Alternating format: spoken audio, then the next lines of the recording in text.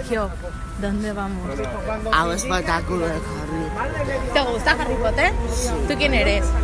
Harry. ¿Yo quién soy? Hermione. No, que te calles.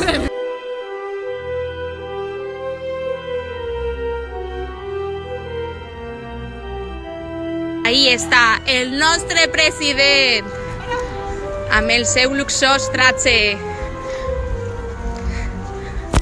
Ven, ven. Espera, que está Sonia, que está lloviendo todo el paraguas. Ah, vale, está con el paraguas, vale.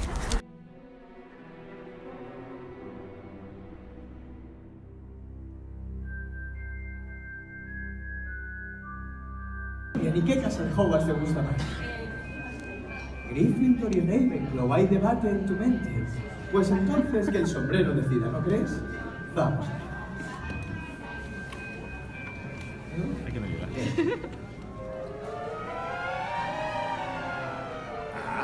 Sí, plenamente dispuesta. Tú perteneces a Ravenclaw. Muy bien, un fuerte aplauso para que prefiere Ravenclaw. Muchas gracias. Al final el sombrero.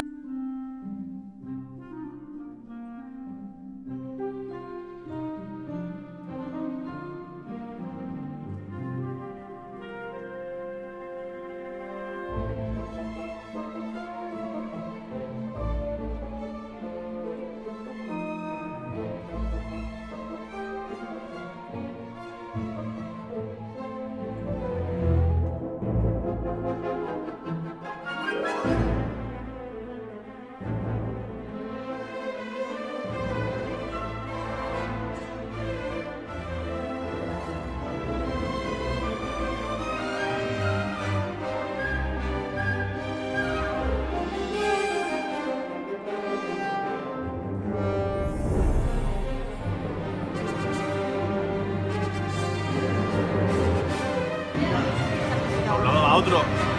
Bien los jugadores del Slytherin.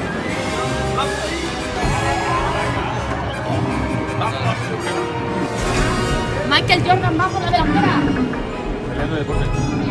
Y falla. Está grabado. ¡Como Cristiano! ¡Gol!